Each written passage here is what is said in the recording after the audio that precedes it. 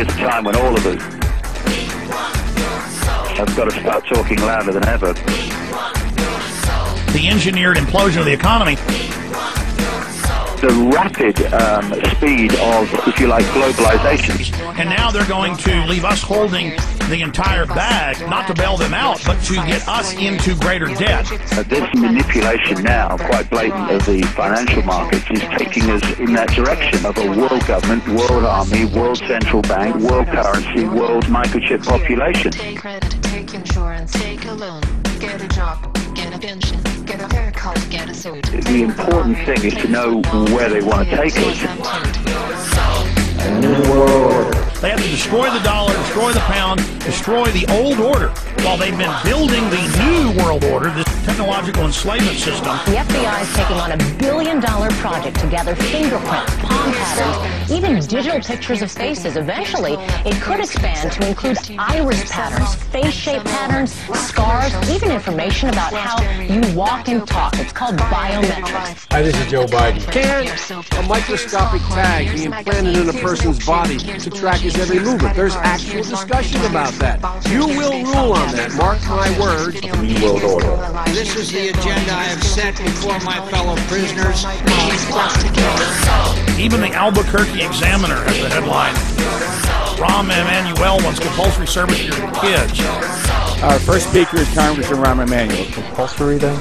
Well, you have to, essentially, it's required of everybody, 18 to 25, 3 months, and at some point at that point, you do it. That's on the Obama website now.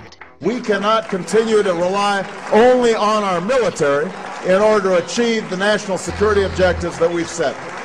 We've got to have a civilian national security force that's just as powerful, just as strong, just as well funded. It says your kids are going to have to go serve the government.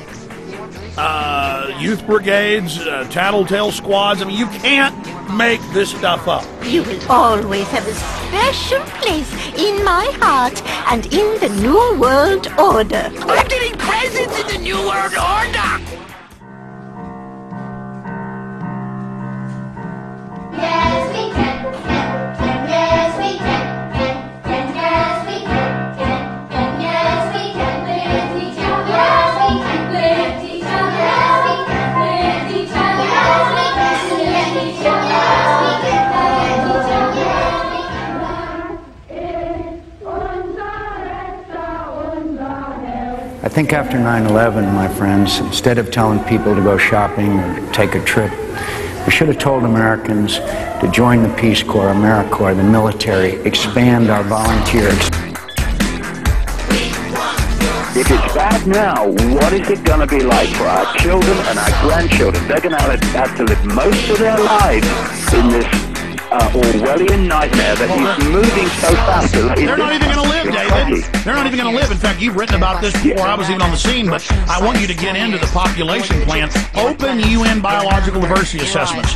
Open government plans, PDDs, State Department Memorandum 200, the Royal Commission on Population. World government is only a means to an end. They want to also create World War III, global conflict, to create the fear. They unfreeze societies with crisis and fear because societies are normally rigid. People like the status quo. But they say it's a danger because they, when things are unfrozen, can mold things the way they want, but also the resistance can mold things. And so this is that window, the enemy's window, our window. That's why all of you have got to shine brighter than ever. We've got to get to the point now where we say, what the heck are we going to do about it? And we have to stop being divided and ruled by the fault lines of religion and class and income bracket and culture and country. We've got to start getting organized. And what we need is to stop cooperating with our own enslavement. We really got to start moving from just understanding more about the game and the situation we face to doing something about it. Start a blog, call into a talk show, go to a city council, say no. I mean, I'm not saying climb up a pole at night and beat a camera up with a baseball bat.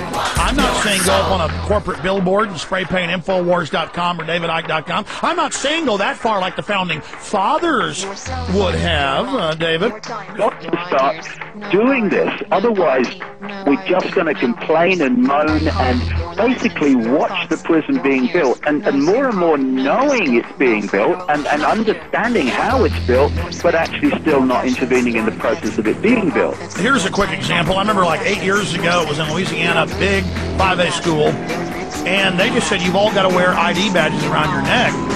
And one girl said no, they expelled her, and then about 20 said no, they expelled them, and then like half the school said no, and they expelled all of them, and then they had to back off and remove it. And that's an example right there of saying no, no, no. But we have to unite, and we have to take a deep breath, and we have to stop being frightened of authority and realize that in the end, it's frightened of us. You let one ant stand up to us, then they all might stand up. Those puny little ants outnumber us 100 to 1. And if they ever figure that out, there goes our way of life. It's not about food. It's about keeping those ants in line. Well, they're scared to death of us. I mean, look at how the system is trying to chill demonstrations, protests, trying to intimidate. And now everybody can see that we're being looted, that the Treasury's being robbed, that trillions in debt's being piled on all our names, and it's an illegitimate, fraudulent debt, and there's no discussion in the corporate media of any of these criminals even being investigated or going to jail. Once people start to see the dots connected, this apparently bewildering, confused, impossible to fathom Makes world total sense. Starts to make sense. No more excuses. There's no more excuses. Look in the eyes of your children and grandchildren and tell them your excuses. We now have to get seriously active and organize this non-cooperation with this system, because if we don't cooperate, it can't function. Gonna win, yeah, we're taking over. Come on! What have we contributed today to bringing an end to this enormously quickening move now to this Orwellian state, and what have we done to inform more people of what's going on? This is the time, folks. This is the window for the enemy and for humanity. This is it, and it's only going to intensify for the next decade, and then that's going to decide the future destiny of humanity. We are at the crossroads. There's a time when the operation of the machine becomes so odious, makes you so sick at heart that you can't take part. You can't even passively take part. And you've got to put your bodies upon the gears and upon the wheels, upon the levers, by all the apparatus, and you've got to make it stop.